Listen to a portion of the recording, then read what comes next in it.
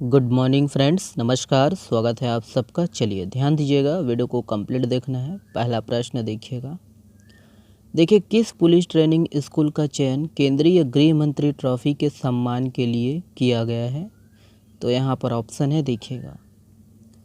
Correct answer है option number A है। ध्यान दीजिएगा, पुलिस ट्रेनिंग स्कूल माना, याद रखना है। और ये दोनों को, ठीक है, 3 ट्रेनिंग स्कूल है दोस्तों छत्तीसगढ़ में अभी, है ना। तो जानकारी के हिसाब से तो ध्यान देना है कि पुलिस ट्रेनिंग स्कूल मैनपाट में भी है और पुलिस ट्रेनिंग स्कूल राजनांदगांव में भी है। ओके, तो ध्यान दीजिएगा, है ना। इसका जो सही आंसर है ऑप्शन नंबर ए है, पुलिस ट्रेनिंग स्कूल माना। ध्यान दीजिएगा, रायपुर वाला। याद रखने की राजधानी रायपुर स्थित दोस्तों पुलिस ट्रेनिंग स्कूल माना का जो चयन है केंद्रीय गृह मंत्री ट्रॉफी के सम्मान के लिए किया गया है। और केंद्रीय गृह मंत्रालय नई दिल्ली द्वारा जारी पत्र के अनुसार दोस्तों याद रखिएगा, वर्ष 2021-22 के लिए बेस्ट ट्रेनिंग संस्थान हेतु राज्य के पुलिस ट्रेनिंग स्कूल माना को केंद्रीय गृह मंत्री ट्रॉफी के सम्मान के लिए चयन किया गया है। ध्यान दीजिएगा। और इससे पूर्व दोस्तों वर्ष 2019-20 और 2020-21 में इस ट्रॉफी के लिए दोस्तों पुलिस ट्रेनिंग स्कूल राजनांदगांव का जो है चयन किया गया था। ओके, ये वाला प्रश्न देखिएगा। देखिए, छत्तीसगढ़ में इस वर्ष 2023-24 में कितने लाख हेक्टेयर क्षेत्र में रबी फसलों की बोनी हो चुकी है? तो यहाँ पर ऑप्शन है, देखिएगा। करेक्ट आंसर है ऑप्शन नंबर बी है, 19.36, 19.36। ध्यान दीजिएगा। तो याद रखना है दोस्तों कि प्रदेश में इस साल 2023-24 में दोस्तों रबी के फसलों में 5% की जो है बढ़ोतरी का लक्ष्य हासिल करने के साथ ही 19.36 लाख हेक्टेयर में रबी फसलों की बोनी हो चुकी है, जो कि रबी सीजन के लिए दोस्तों निर्धारित लक्ष्य का 101% है। छत्तीसगढ़ में बीते रबी सीजन में 18.30 लाख हेक्टेयर में खेती की गई थी। ध्यान दीजिएगा। और इस साल रबी जो है फसलों के रकबे में दोस्तों 5% की बढ़ोतरी के साथ कुल 19.25 लाख हेक्टेयर में बुआई का लक्ष्य निर्धारित किया गया है। ओके, और ध्यान देना है दोस्तों कि राज्य में जो है 19.36 लाख हेक्टेयर में रबी फसलों की बुआई हो चुकी है, जो कि बीते साल रबी के रकबे में 5.77% अधिक है। ध्यान दीजिएगा कि चालू रबी सीजन में दलहन फसलों की बुआई 8.65 लाख हेक्टेयर में की जा रही है, जो कि इस साल रबी फसलों की खेती के लिए प्रस्तावित रकबे का 45% है। ओके, अगला प्रश्न देखते हैं, यह है, ध्यान दीजिएगा। देखिए, निम्नलिखित में से किस खेल में 2 निर्णायक होते हैं जिसे सुसीरिया कहा जाता है? तो यहाँ पर ऑप्शन है, देख लीजिएगा। करेक्ट आंसर है दोस्तों ऑप्शन नंबर सी है, गिल्ली डंडा।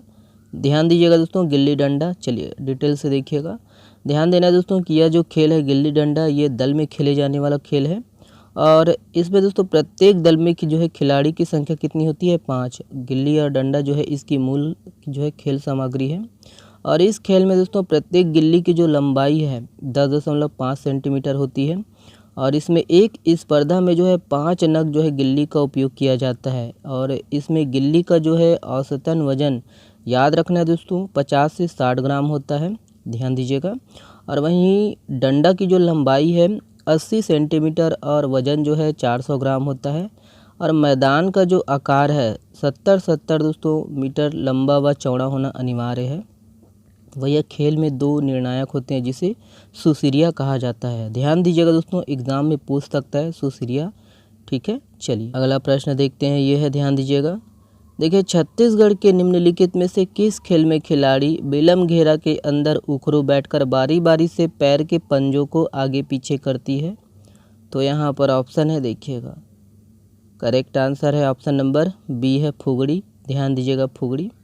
तो ध्यान रखना है दोस्तों कि बालिकाओं द्वारा खेला जाने वाला यह लोकप्रिय खेल है। और इसमें 4-6 लड़कियां जो है इकट्ठा होकर बेलम घेरा के अंदर उखरू बैठकर बारी बारी से जो है पैर के जो पंजों को आगे पीछे करती है।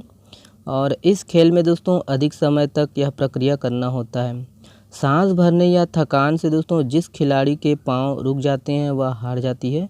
और अधिक समय तक इस खेल में जो टिकी रहती है दोस्तों वही विजेता बनती है। ठीक है, तो ध्यान दीजिएगा, इस खेल को, है ना, रखने का मकसद वही है कि ये इम्पोर्टेंट है। बेलम घेरा, है ना, किस खेल से संबंधित है? तो ध्यान रखना है, फुगड़ी। ओके, चलिए अगला प्रश्न देखते हैं, ये है, ध्यान दीजिएगा, इम्पोर्टेंट प्रश्न है, इसको ध्यान देना है। निम्नलिखित में से कौन सी राजनीतिक पार्टी ने राष्ट्रीय पार्टी का दर्जा खो दिया है? तो यहाँ पर ऑप्शन है, देखिएगा।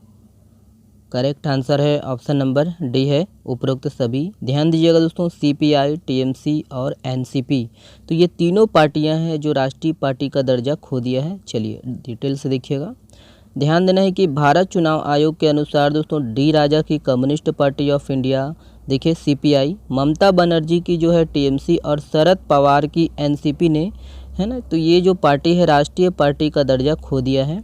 और भारत चुनाव आयोग के अनुसार दोस्तों देश में अब जो है सिर्फ 6 राष्ट्रीय पार्टियां बची है। ध्यान दीजिएगा कि आम आदमी पार्टी आप अब ये एक राष्ट्रीय पार्टी बन गई है और इस पार्टी की जो स्थापना है 2012 में हुई थी। ध्यान दीजिएगा। याद रखने की नेशनल पीपुल्स पार्टी एनपीपी, इसकी जो स्थापना है 2013 में हुई थी और ये राष्ट्रीय पार्टी कब बना तो 2019 में। नेक्स्ट है आपका देखिएगा भारतीय जनता पार्टी, है ना, बीजेपी, इसकी जो स्थापना है 1980 में हुई थी और राष्ट्रीय पार्टी का दर्जा इनको कब मिला 1980 से 1984 के बीच में। ध्यान दीजिएगा। बहुजन समाज पार्टी दोस्तों बीएसपी, इसकी जो स्थापना है 1984 में हुई थी और राष्ट्रीय पार्टी का जो दर्जा है 2004 में मिला इनको।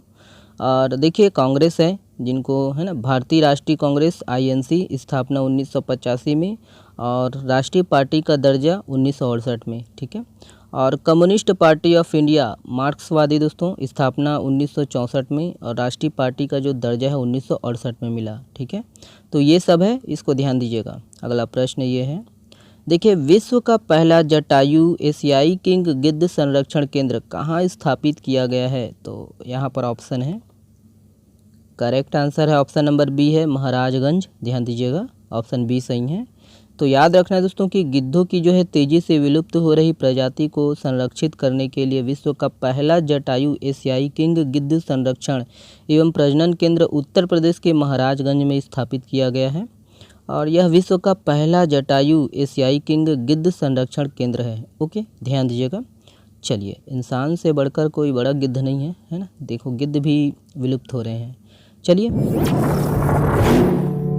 देखिए छत्तीसगढ़ में कौन लगातार 8 घंटे तक तैरकर गोल्डन बुक ऑफ रिकॉर्ड में जो है स्थान बनाया है, तो यहाँ पर ऑप्शन है, देख लीजिएगा।